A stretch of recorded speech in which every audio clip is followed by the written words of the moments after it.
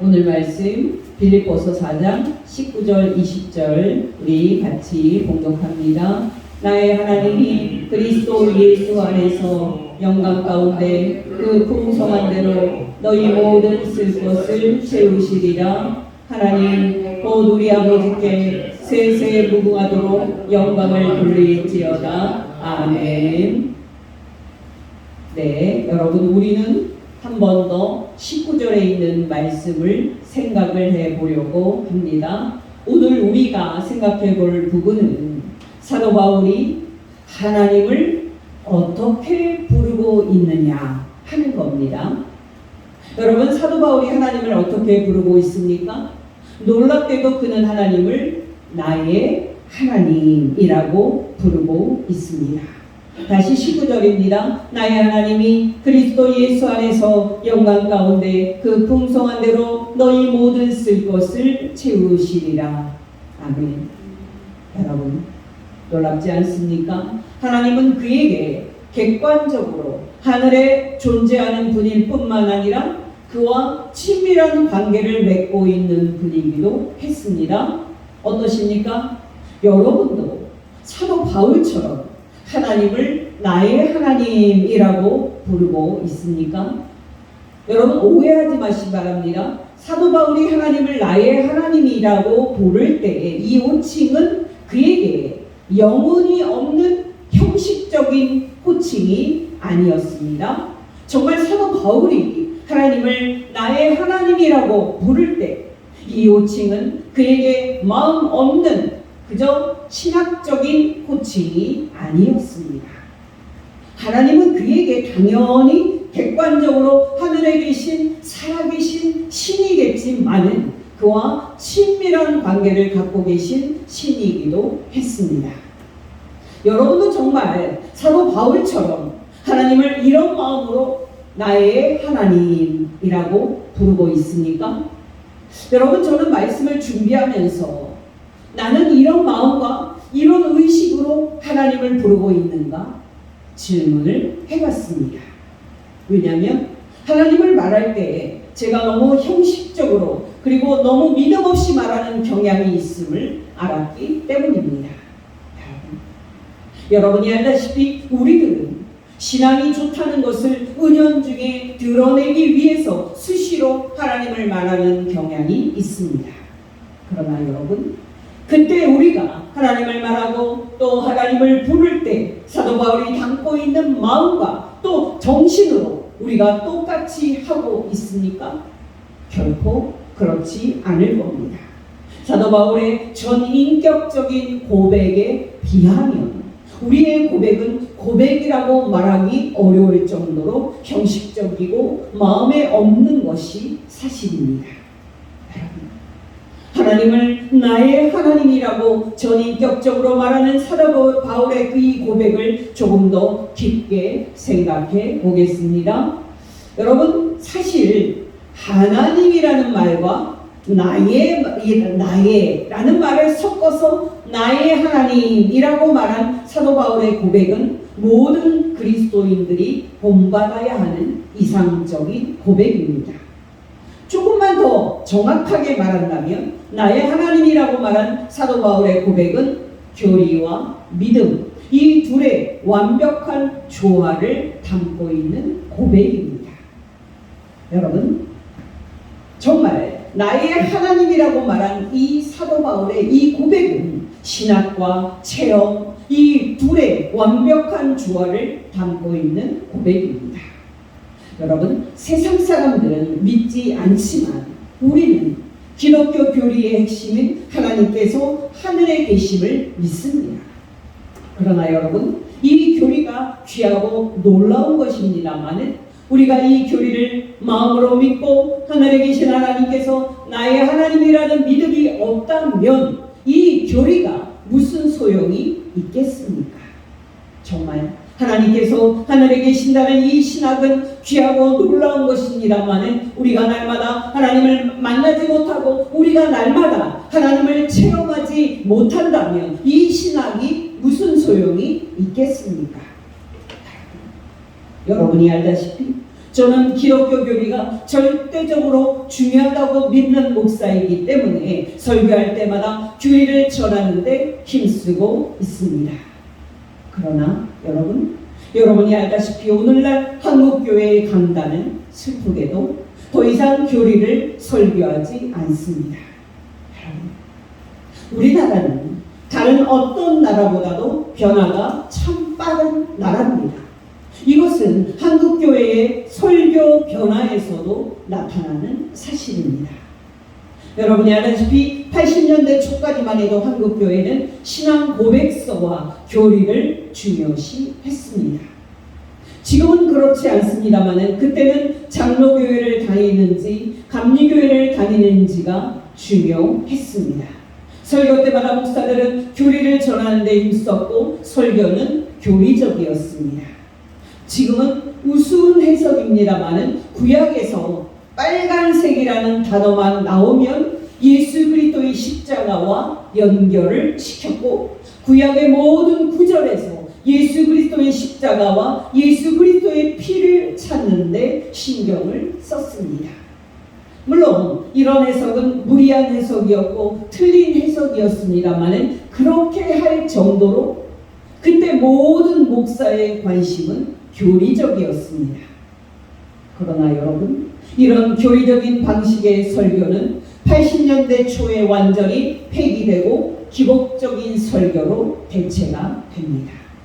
왜냐하면 여의도 순복음교회 조영기 목사의 목회 성공으로 삼박자 축복이 모든 목사에게 복음으로 받아들여졌기 때문입니다. 여러분, 그때의 한국의 모든 관심사는 오직 개발과 성장이었습니다. 때마침 여의도 개발에 이어서 80년대 강남의 개발로 이런 개발과 성장 논리는 여의도 순복음교회의 성장과 함께 한국의 모든 목사에게 올바른 목회 철학으로 받아들여졌습니다. 여러분, 생각해 보십시오. 작은 호수에 작은 수의 물고기가 있었을 때는 소수의 어부들이 평화롭게 공존하면서 물고기를 잡았을 겁니다. 그러나 개발로 그 호수가 바다와 같은 큰 호수가 돼서 물고기가 많아졌을 때는 갑자기 수많은 어부들이 고기를 잡으려고 몰려들었을 것입니다. 또 이런 상황에서 경쟁은 피할 수 없는 일이었을 것입니다. 바로 이 상황이 정확히 80년대 한국교회의 모습이었습니다. 예전에는 같은 교단이라 할지라도 연마을 교회로 옮길 때는 이명 증서가 필요했습니다. 그러나 갑자기 대규모 아파트 단지가 들어서고 또 갑자기 대규모 도시가 들어선 상황에서 그런 증서를 요구할 수도 없었고 또 그럴 필요도 없었습니다. 교회마다 좋은 자리를 선정하는 것이 지상 과제였고 설교도 사람들을 교회로 끌어들일 수만 있다면 무엇이나 포함이 됐습니다. 그렇게 해서 한국교회 모든 목사는 교리 설교를 버리고 기복적인 설교를 택했습니다. 앞에서 말씀을 드렸다시피 이 변화의 1등 공신은 여의도 순복음교회 조영기 목사였습니다.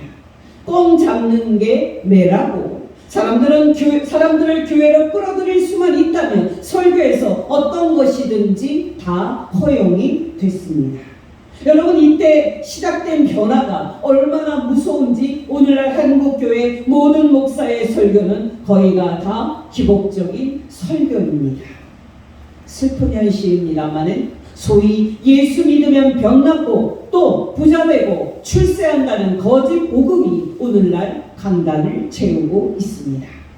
여러분이 기억하시기 바랍니다. 한국교회 현실이 이렇다 할지라도 기독교의 교리는 절대적으로 중요합니다. 그러나 여러분, 기독교 교리가 절대적으로 중요합니다만은 더 중요한 사실이 있습니다. 여러분, 그것은 무엇입니까? 바로 우리가 살아계신 하나님을 만나고 우리가 살아계신 하나님과 친밀한 사귐을 갖는 겁니다. 여러분, 기억하시기 바랍니다. 우리는 처음 믿음을 가질 때 성경 말씀과 성령 안에서 하나님을 만났고 또 하나님을 체험했습니다.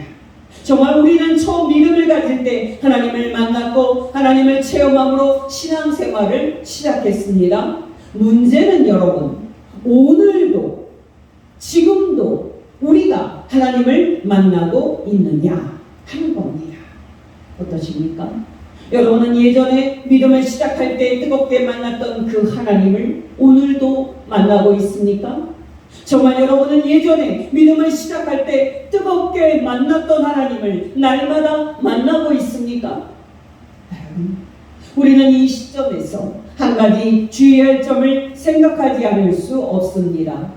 여러분, 교리와 신학이 소홀히 여겨지는 이 시대에 교리를 절대적으로 중요시하는 것이 필요합니다만 우리가 믿음 없이 머리로만 교리를 알고 또 우리가 믿음 없이 이 머리로만 신학을 아는 위험에 빠지지 않도록 우리 자신을 경계해야 합니다. 그러나 여러분, 이에 못지않게 우리가 교리 없이 믿음만을 강조하고 우리가 신학 없이 체험을 강조하는 위험에도 빠지지 않도록 우리 자신을 경계해야 합니다. 여러분, 앞에서 말씀을 드렸듯이 오늘날은 목사들이나 성도들이나 교리와 신학을 소홀히 하고 심지어 팔아먹은 시대이기 때문에 중요한 것은 오직 체험이라고 체험에 매달리는 것이 바로 이 시대입니다. 그러나 여러분, 기억하시기 바랍니다. 교리 없는 믿음은 공허한 것입니다만은 믿음 없는 교리는 냉랭하고 죽은 겁니다. 정말 신학 없는 체험은 공허한 것입니다만은 체험 없는 신학은 냉랭하고 생명이 없는 겁니다. 어떠십니까? 여러분은 하나님을 부를 때 성경이 말하고 있는 하나님을 생각하면서 진지하고 참된 마음으로 부르고 있습니까? 여러분, 저는 개인적으로 새벽 기도를 할 때 이렇게 기도를 시작합니다.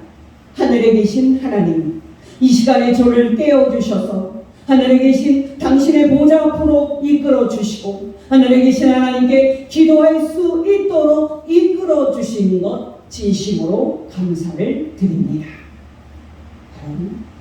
하나님께서는 하늘에 계시고 우리는 비록 이 땅에 있지만 우리가 언제든지 하늘에 계신 하나님께 나아갈 수 있고 우리가 언제든지 하늘에 계신 하나님을 만날 수 있다는 것은 너무나도 놀라운 사실입니다.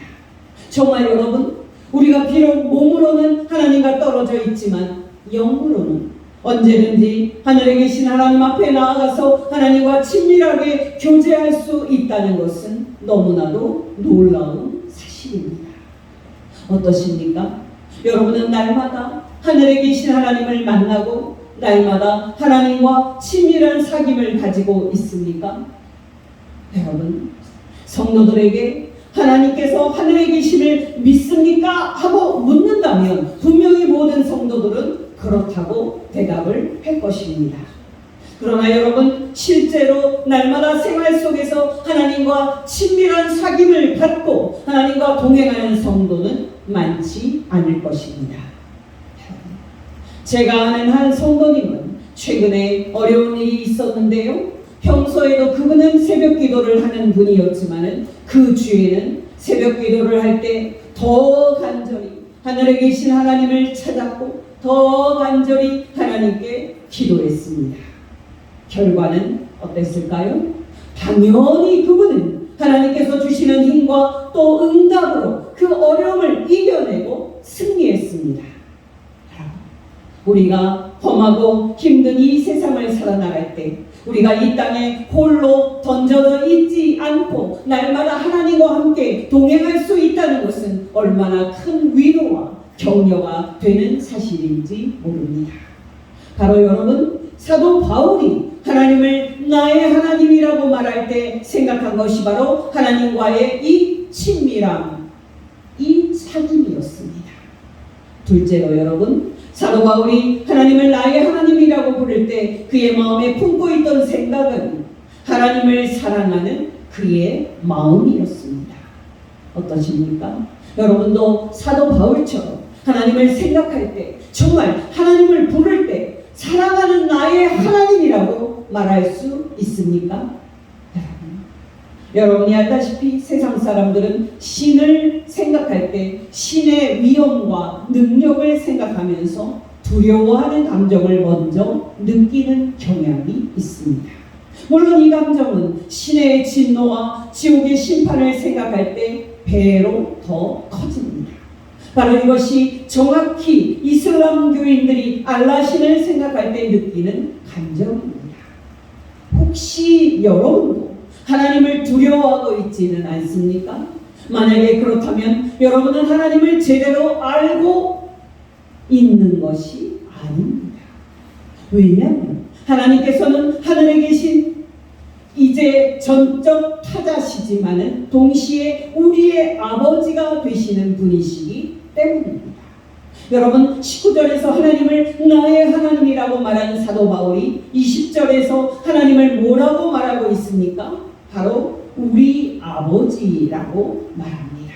20절입니다. 하나님 곧 우리 아버지께 세세무궁하도록 영광을 돌릴지어다. 아멘.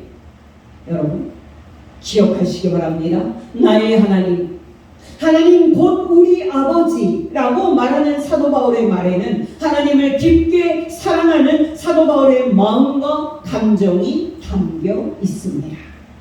어떠십니까? 여러분도 사도 바울처럼 하나님을 나의 하나님, 나의 아버지라고 말할 수 있습니까? 여러분 놀라지 마시기 바랍니다. 알라신을 믿는 이슬람 교인들은 알라신을 절대 아버지라고 부르지 못합니다. 왜냐하면 그들에 의하면 알라신은 인간이 가까이 하지 못할 빛에 거하시고 홀로 거룩한 분이 홀로 거룩한 신이기 때문입니다. 당연히 그들에 의하면 알라신은 아들도 없습니다. 왜냐하면 신은 그의 존재와 그의 능력을 어느 누구하고도 공유하지 않는 홀로 존재하는 신이기 때문입니다. 근데 여러분, 우리 하나님도 그런 신입니까? 천만의 말씀입니다. 하나님은 존재와 그 위엄에 있어서 사랑과 구별이 되시는 거룩한 분입니다만은 하나님에게는 사랑하시는 대상인 아들이 있습니다. 바로 우리 주 예수 그리스도입니다.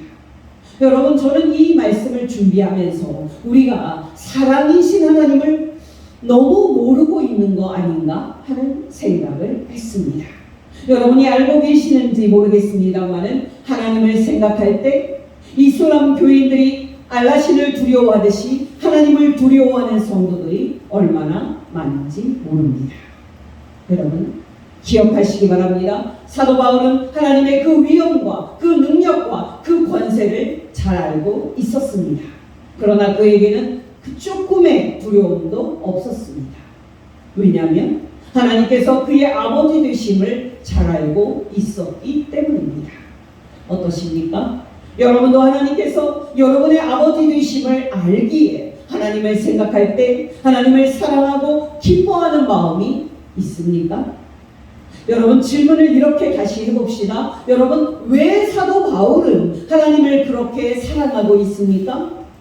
말할 필요 없이 그 이유는 하나님께서 그를 얼마나 사랑하는지를 그가 너무나도 잘 알고 있었기 때문입니다. 그런 사실을 말하는 사도 바울의 고백입니다. 먼저 예수 그리스도께서 부활하신 후 많은 사람에게 나타나셨다고 말한 다음에 사도 바울이 이어서 말하는 부분입니다. 고린도전서 15장 8절에서 10절 말씀. 예수 그리스도께서 맨 나중에 만삭되지 못하여 난 자 같은 내게도 보이셨느니라. 나는 사도 중에 가장 작은 자라. 나는 하나님의 교회를 박해하였으므로 사도라 칭함받기를 감당하지 못할 자니라. 그러나 내가 나 된 것은 하나님의 은혜로 된 것이니 내게 주신 그 은혜가 헛되지 아니하여 내가 모든 사도보다 더 많이 수고하였으나 내가 한 것이 아니요 오직 나와 함께 하신 하나님의 은혜로라. 디모데전서 1장 12절에서 17절입니다. 나를 능하게 하신 그리스도 예수 우리 주께 내가 감사함은 나를 충성되이 여겨 내게 직분을 맡기시니 내가 전에는 비방자요 박해자요 폭행자였으나 도리어 긍휼을 입은 것은 내가 믿지 아니할 때에 알지 못하고 행하였습니다. 우리 주의 은혜가 그리스도 예수 안에 있는 믿음과 사랑과 함께 넘치도록 풍성하였도다. 믿보다 모든 사람이 받을 만한 이 말이요 그리스도 예수께서 죄인을 구원하시려고 세상에 임하셨다 하였도다. 죄인 중에 내가 괴수니라. 그러나 내가 긍휼을 입은 까닭은 예수 그리스도께서 내게 먼저 일체 오래 참으심을 보이사 후에 주를 믿어 영생 얻는 자들에게 본이 되게 하려 하심이라. 영원하신 왕 곧 썩지 아니하고 보이지 아니하고 홀로 하나이신 하나님께 존귀와 영광이 무궁하도록 있을지어다. 아멘.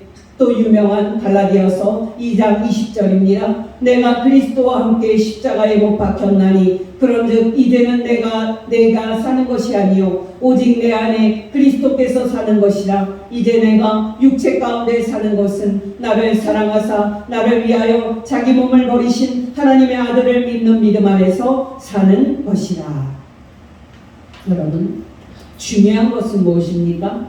하나님께서 나를 사랑하셨다 하는 이 사실을 날마다 감격적으로 느끼는 사람만이 하나님을 온 마음으로 사랑할 수 있다는 사실입니다. 여러분, 당연한 이야기겠습니다마는 우리가 날마다 하나님을 즐거워할 수 있느냐의 여부는 우리가 우리를 사랑하시는 하나님의 사랑을 날마다 얼마나 감격적으로 느끼느냐에 달려 있습니다. 여러분이 참된 신앙인이라면 여러분은 적어도 한번 여러분을 사랑하시는 하나님의 사랑을 체험했을 것입니다. 구체적으로 말한다면 여러분은 하나님께서 여러분을 죄와 사망과 심판에서 구원하시기 위해서 당신의 사랑하시는 아들 독생자 예수 그리스도를 여러분의 죄의 대속물로 십자가에 세우시기까지 여러분을 사랑하시는 하나님을 만났을 것이고 여러분이 하나님께 진심으로 회개하고 감사를 드리는 체험을 했을 것입니다.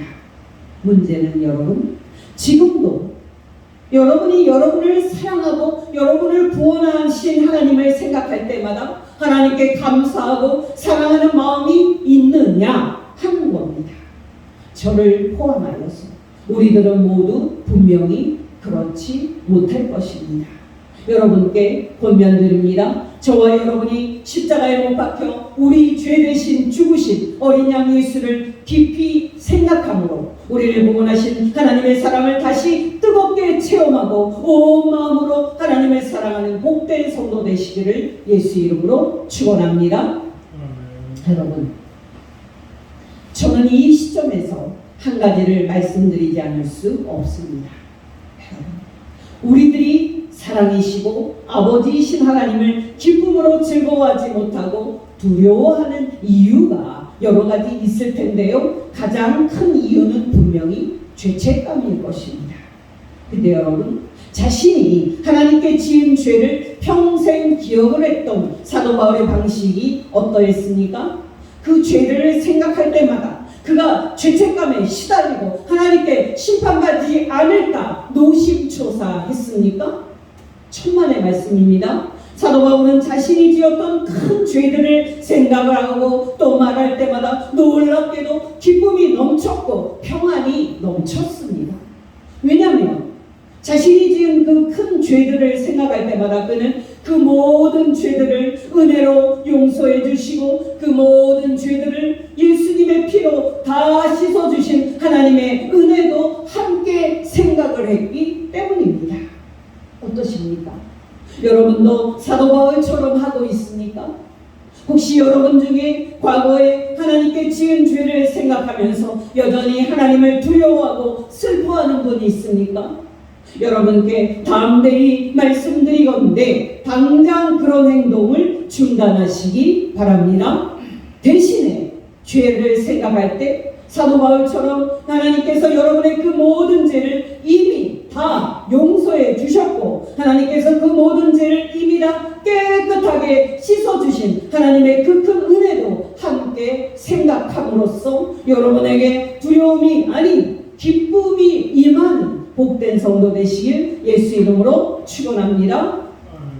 여러분, 셋째로 사도 바울이 하나님을 나의 하나님이라고 말할 때 그가 생각한 것은 하나님의 속성에 대한 사실입니다. 구체적으로 말한다면 사도 바울은 하나님께서 유일하신 참 신이다 하고 고백을 하고 있는 겁니다. 여러분이 알다시피 그 당시 빌립보 교회 도시 사람들은 아테네 사람처럼 이 교회의 신전들과 제단들을 가지고 있는 다신교도들이었습니다. 그들은 다신교회 분위기에서 성장을 했고 은과 나무와 돌로 만든 신들을 경배했습니다. 물론 빌립보 교회 성도들도 예전에는 그런 것들을 신으로 경배했었던 사람들이었습니다.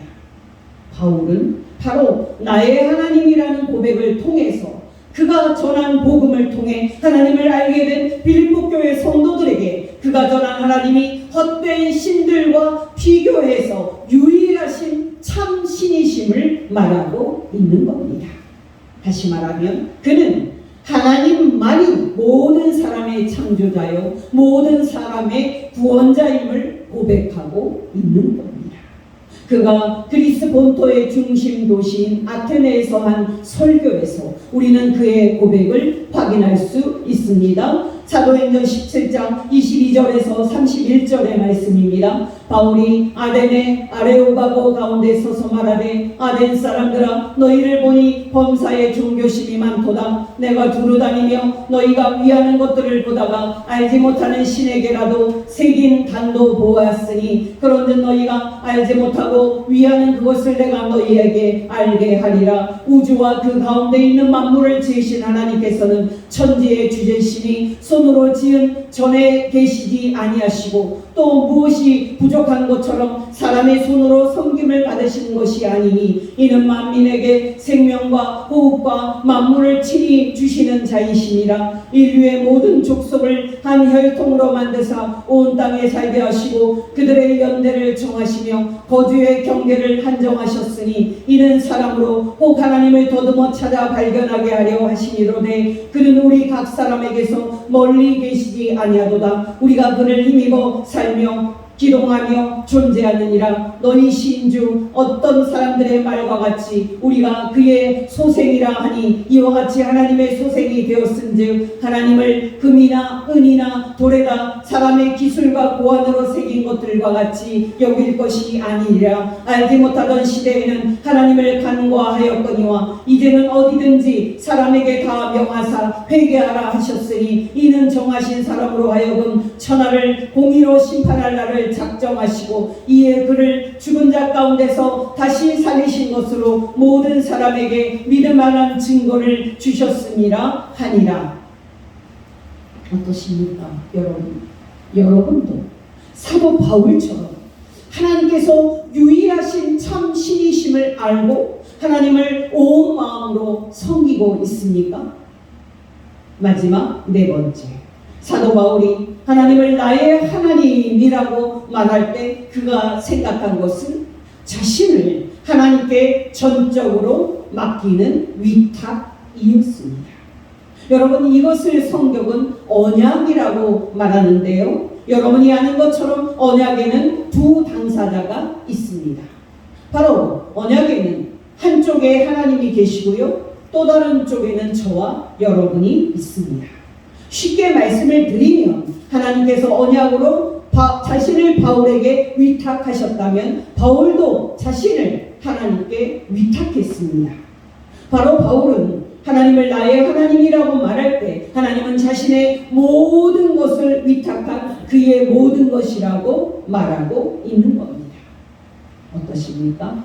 사도 바울이 나는 내 인생, 내 영혼, 내 모든 것을 하나님께 걸었다 하고 말하는 것처럼 여러분도 그렇게 말할 수 있습니까?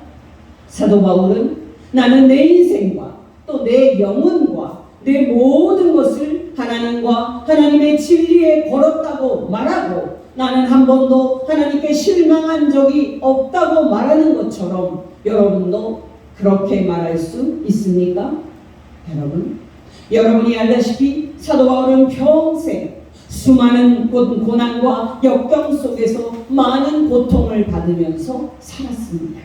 놀랍게도 그에게는 그가 처음 어려움에 있었을 때 그와 함께한 사람이 한 사람도 없었고, 그에게 위로와 도움을 준 사람이 한 사람도 없었습니다.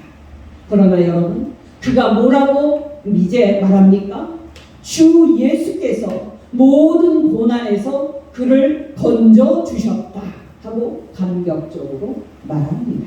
디모데후서 4장 16절에서 18절입니다. 내가 처음 변명할 때에 나와 함께한 자가 하나도 없고 다 나를 버렸으나 저희에게 허물을 돌리지 않기를 원하노라. 주께서 내 곁에 서서 나를 강건하게 하심은 조금 띄어서 주께서 나를 모든 악한 일에서 건져내시고 또 그의 천국에 들어가시도록 구원하시리니. 아멘.